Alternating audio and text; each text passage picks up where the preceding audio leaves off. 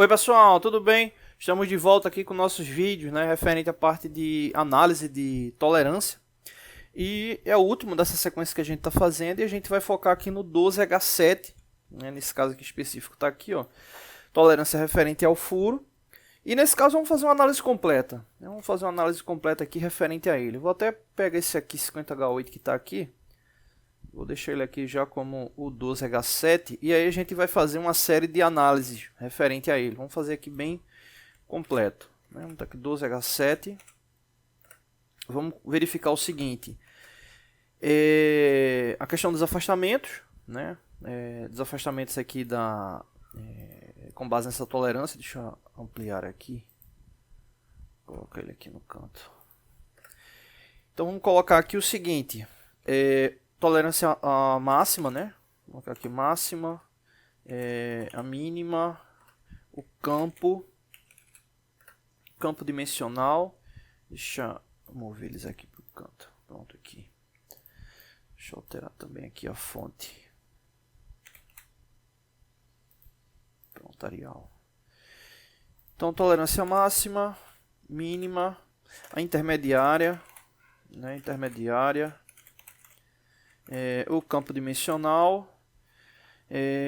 Além do campo, vamos considerar também o valor referente ao uso, né, da incerteza de medição. Então, vamos considerar uma incerteza, né, vamos considerar uma incerteza de 3 milésimos de milímetro. Né? Então, com a incerteza de 3 milésimos de milímetro, a gente vai pegar aqui também o máximo. Vou colocar aqui um sinal, né, para identificar que é uma outra referência, colocar aqui um asterisco e o mínimo também, com a incerteza. Então vamos verificar tudo isso aqui dentro dessa tolerância aqui indicada 12H7. Primeiro que é uma tolerância de ajuste, né? E nesse caso aqui a gente está falando sobre um elemento circular, né? Muita gente tem dúvida sobre isso, né? Sobre o seguinte, né? Exemplo, vamos supor que aqui seja um círculo com diâmetro de 12 milímetros, né, referente à tolerância 12H7. Vamos colocar aqui 12H7. No caso teria que ser minúsculo, né? Sou um cilindro. Né? Vamos considerar aí um cilindro. Beleza, então o que acontece? Uma medida como essa, né, você vai fazer uma análise dessa tolerância, você tem que entender o seguinte, né? Se tratando de um elemento circular, né, você tem que entender que esse valor aqui é referente ao diâmetro. Né? Então, todo contato que você tiver, né, que vai ter uma relação simétrica oposta, né, é para dar esse diâmetro aí específico, obviamente, se ele estiver dentro da característica da tolerância indicada. Né? Então, você vai ter aí infinitos pontos de medição para dar esse valor. E aí é nessa situação que a gente começa a entender uma outra característica muito importante, né, o qual a gente tem até vários vídeos aqui no canal falando sobre tolerância geométrica. Né? Exemplo, uma tolerância de cilindricidade, né, ou de circularidade, né, dependendo do tipo de apoio que se for utilizar. Então a tolerância de ajuste por si só, né, ela traz uma série de benefícios ali para o projeto, né, enquanto análise, inspeção, né, para que o seu projeto venha atingir ali uma determinada característica de funcionamento. Né? Mas às vezes ocorre situação onde você precisa ter, né, uma garantia maior. Né? E aí acaba entrando também aí tolerância geométrica. Né? Então muitas vezes algumas pessoas acabam entendendo da seguinte forma: uma tolerância dimensional aberta, como exemplo 12 mais ou menos 5 centésimos, não é tão precisa quanto uma tolerância de ajuste como essa 12H7. Né? Só que na verdade tudo vai depender muito do aspecto do funcionamento, né? E às vezes ocorre de você ter tolerâncias ali associadas, né? Como o caso de tolerância de ajuste ou uma tolerância geométrica, né? Então aí fica essa observação, né, para algumas pessoas que acabam se confundindo com isso. A tolerância de ajuste é uma tolerância entre aspas mais precisa, né, porque é de ajuste e está ligado ali ao funcionamento. Né? Então é importante se analisar, né, qual é a característica que se vai ter ali do funcionamento, até para determinar também a tolerância. Quanto mais preciso o grau de tolerância, mais caro, né, ou maior é a tendência que o projeto venha a ficar mais caro, né, tomando como base ali a fabricação do mesmo. Beleza, então vou voltar aqui para análise. 12H7 enquanto tolerância de ajuste, né? Se você for olhar na tabela ISO, o 12H7 ele cai na faixa dimensional de 10 a 14, né? Então existe uma faixa dimensional de 10 a 14 e nesse caso o H7 ele vem com os afastamentos, né, positivo, né, mais 12 milésimos e 0, né? Então ele vem com mais 12, né, mais 12 não, desculpa, mais 18 milésimos e 0, né? Vou colocar aqui barra 0. Então, nesse caso, como é 18 milésimos, né, 18 milésimos de milímetro, a gente está falando o seguinte, né, mais 0,18, né, e 0, né, vamos colocar aí o mais, ou menos, né. Então, esse aqui é o afastamento dele, né, que já convertido aqui para milímetro. Beleza, então vamos aqui analisar a característica do... Deixa eu voltar um pouco aqui para ficar melhor para a gente visualizar. Então, vamos lá, eu tirei esse 0 aqui que ficou estranho. Já que o valor dele é mais 18 milésimos, o 0 ele já ele está ligado ali diretamente à própria característica da qualidade, né, indicativa aí da tolerância de ajuste, né. Então aqui no caso o máximo seria, lembrando que aqui no caso é uma referência de furo, né. Assim, um detalhe importante, né, muitas vezes as pessoas pensam o seguinte, né, alguns estudantes pensam, o afastamento ele está trazendo aqui letra maiúscula, né? Então a folga ela é afastamento sempre positivo. Nem sempre ocorre isso, né? Nem sempre ocorre isso porque isso está ligado à questão do tipo de ajuste. Eu até tenho comentado no último vídeo, né? Falando um pouco sobre isso, né? Então, exemplo, existe ajustes que é do tipo com sobremedida, né? Exemplo, a característica ali do, exemplo, a montagem H6 com R5. Né, H6 maiúsculo, né, para furo, R5 ali para eixo, né? Então normalmente aí é uma indicação de montagem sobre medida. O que é uma montagem sobre medida? É quando o diâmetro do eixo ele é maior do que o diâmetro do furo, né? Então normalmente são montagens que precisam ter dilatação térmica, né? Então não necessariamente voltando aí. Então não necessariamente, né, você vai encontrar, não vai encontrar sempre características do seguinte, um furo ele sempre vai ter afastamento ali positivo, um eixo sempre vai ter afastamento negativo, depende do tipo de ajuste. Beleza aqui, então o máximo vai ser 12, né, 12 mais 0,018, né? Nesse caso aqui vai dar 12,018. Vou expandir aqui um pouco. Vou voltar aqui. Deixa eu mover aqui o texto para ele ficar fora aqui da cotagem. Pronto, aqui vai ficar melhor. Então, no caso aqui o máximo é 12,018, né, afastamento máximo dele. O mínimo vai ser 12 mais 0, ou 12 menos 0. Eu vou colocar aqui 12 mais 0. Nesse caso aí vai dar 12 milímetros, né? Eu vou deixar com as três casas para indicar aí uma relação milesimal. O afastamento intermediário é a média do afastamento máximo e do mínimo, né? Então a gente pode pegar aqui o 12,018. Vou colocar a unidade não, já vou somar aqui direto, né? Mais 12.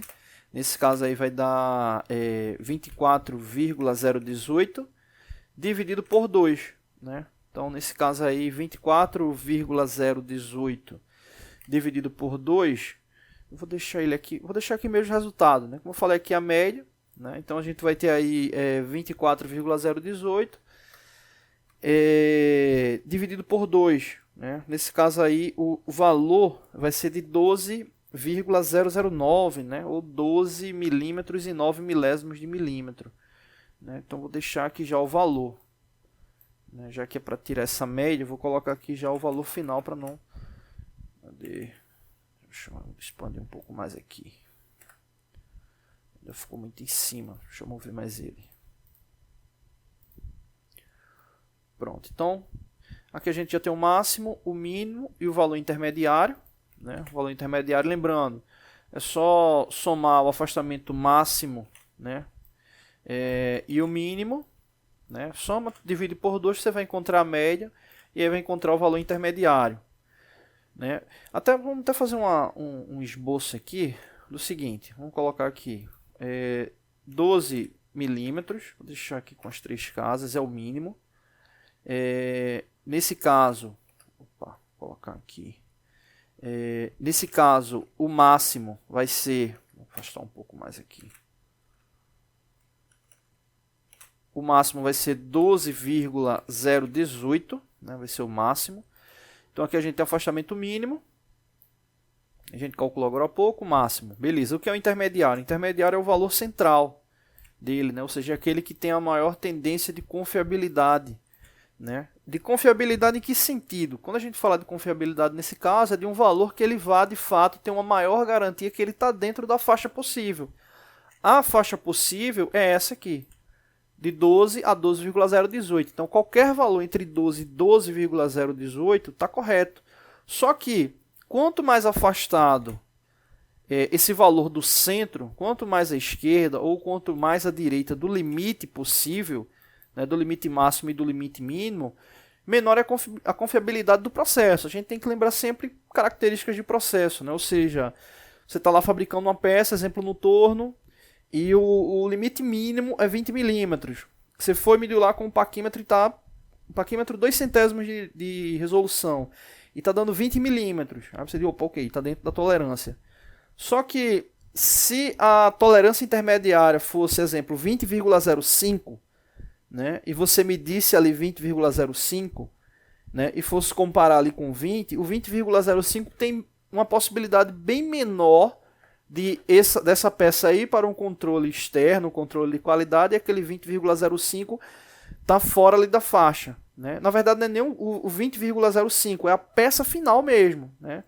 Exemplo, vamos supor que o valor deu 20,05, foi para o controle dimensional, e ele não tinha 20,05, tinha 20,042, né? Então ali ele desceu ali 8 milésimos, beleza. Se você mediu essa mesma peça com 20 milímetros, foi para o controle dimensional e 20 já era o limite inferior, né? E ela estava com desvio para menos na peça final, quando passou lá no controle de qualidade, ela não estava com 20, estava com 19,992, 19 milímetros e 992 milésimos, já estava com a diferença de 8 milésimos do valor real.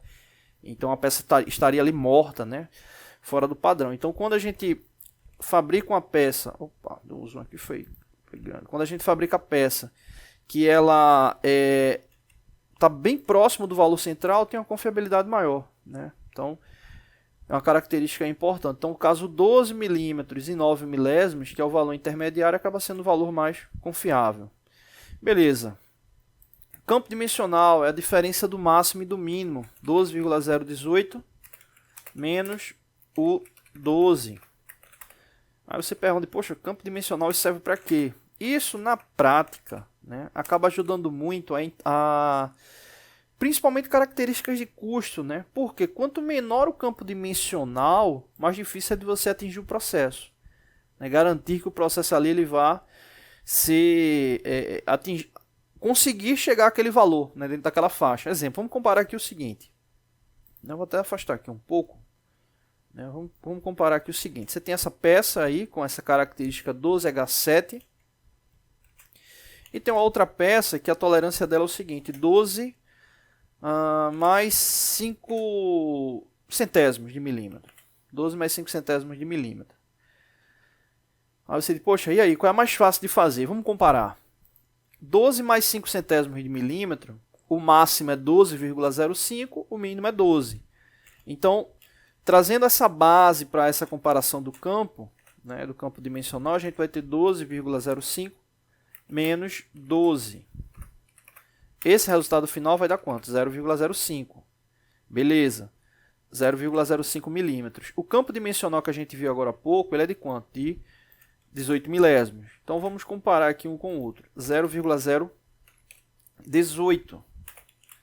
Né? Então, se você for ver, vamos fazer até uma análise linear, né? Se for ver aqui linearmente, né? Vamos fazer aqui um esboço. Vamos supor que esse azul aqui, ele seja o 0,018. Vamos fazer aqui um vermelho que representa ali o comprimento de 0,05. Esse 0,05, né, se a gente até dividir 0,05 dividido por 0,018, dá uma diferença, né, 2,7 vezes. Né? Então, o comprimento de 5 centésimos em relação aos 18 milésimos, 5 centésimos é praticamente 3 vezes mais do que 18 milésimos. Né? 2,7 vezes mais. Né? Então, exemplo, vamos fazer uma alusão aí ao futebol. É como se você tivesse ali uma trave que fosse quase 3 vezes maior uma em relação à outra.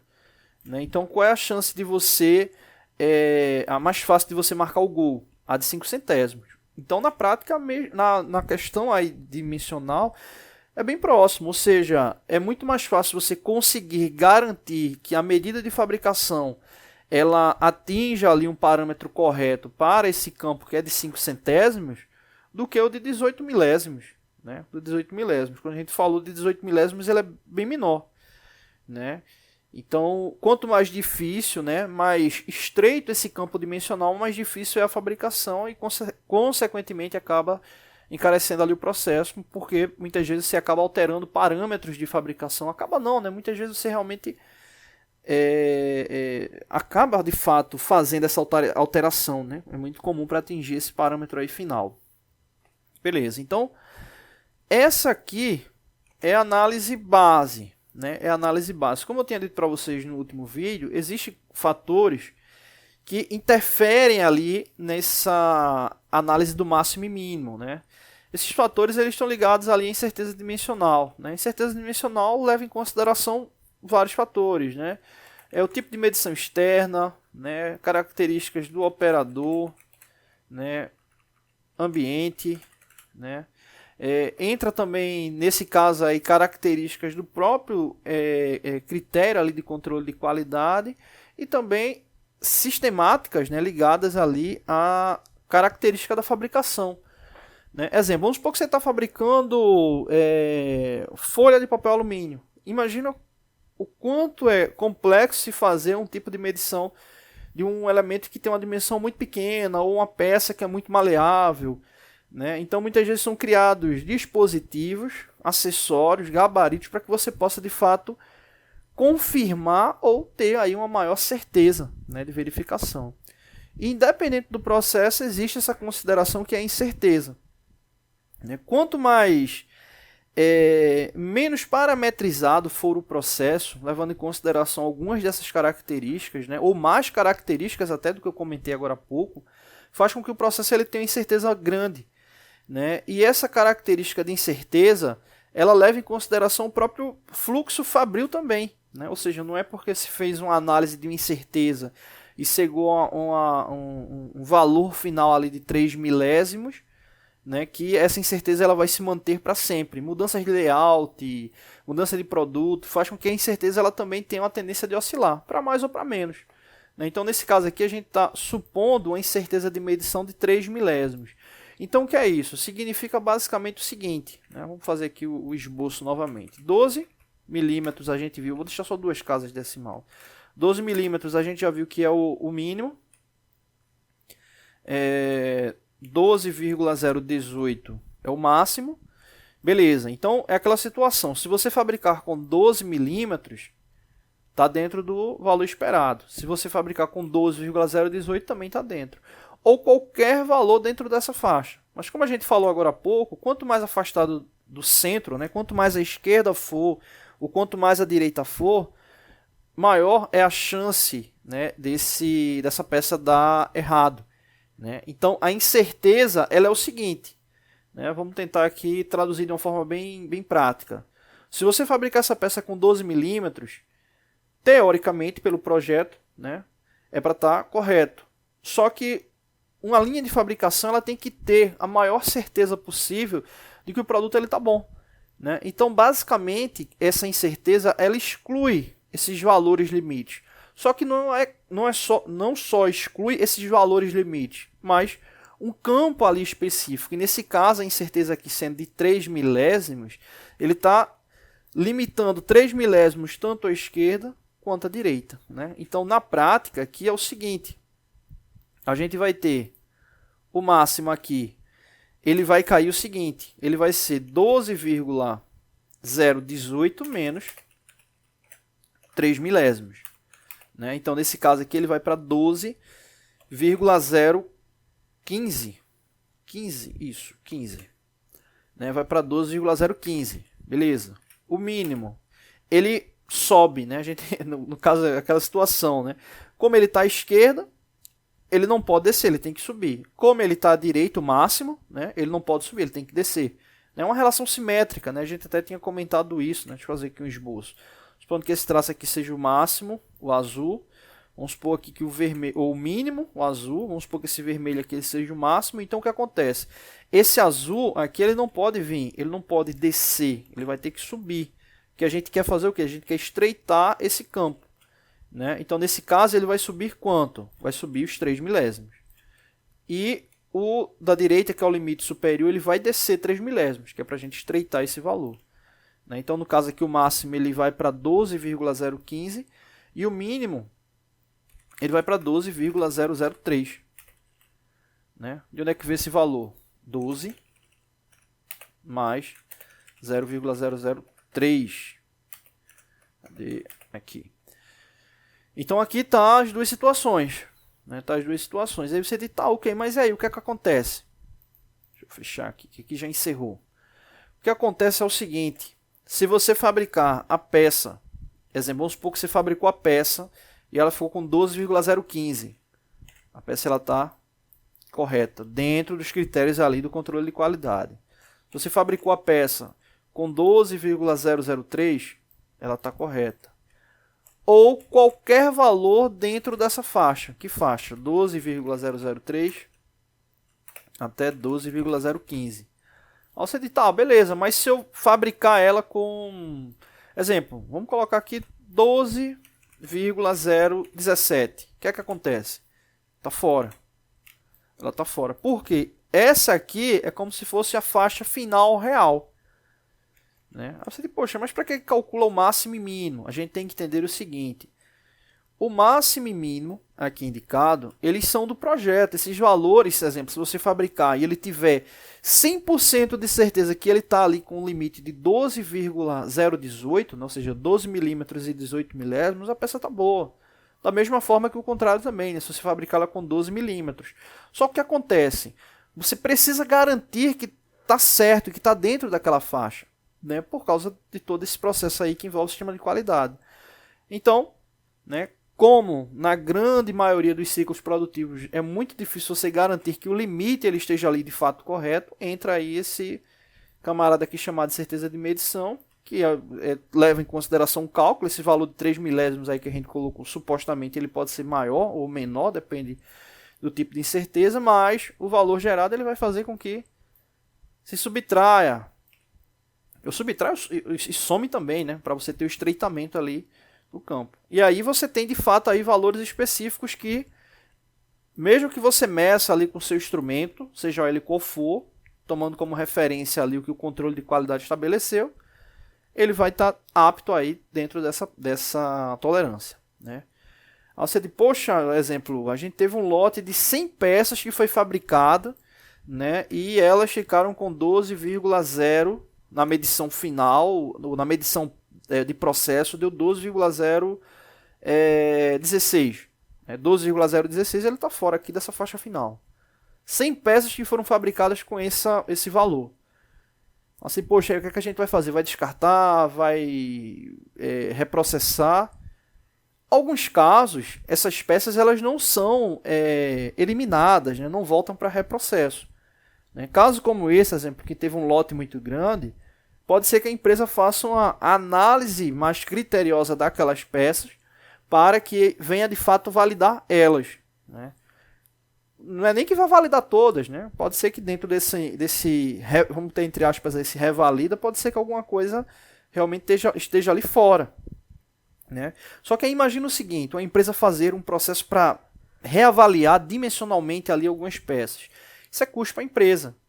Né? Então, por isso que se tem um foco muito grande ali, de se ter uma análise da incerteza do processo para, de fato, criar um campo, né? Uma faixa dimensional realmente que seja bem processada para que não se tenha nenhum problema futuro. Né? Hora ou outra a gente vê principalmente na parte automotiva, né, fazendo algum recall de algum probleminha que teve em algum determinado ponto ou outro ali. Então, Importante que se tenha aí um bom controle dimensional para que fique tudo ali apto, tá bom? Então, se você não, exemplo, você está fazendo alguma análise acadêmica, né, e não tem nada ligado à incerteza, essa parte aqui ela já está apta, né? Se você tem alguma incerteza ali indicada, entra essa outra análise aqui para você diminuir só essa outra não, né? Todo esse processo aqui, né? Agora, a questão da incerteza, né, o cálculo, né, se ele, poxa, esses 3 milésimos, viu? Não, como eu disse, a gente fez a suposição. Existem algumas possibilidades, né? Algumas possibilidades não, né? Características ligadas a cálculo para poder chegar ali em incerteza dimensional, tá bom? A gente vai organizar alguns processos aí para poder estar simulando um cálculo de incerteza de medição aí futuramente, né? Até para a gente poder expandir mais aí os nossos vídeos da parte de metrologia, tá bom? Então é isso, não deixe de se inscrever no canal, toda semana tem vídeos novos, né? Toda semana não, né? Todos os dias, valeu!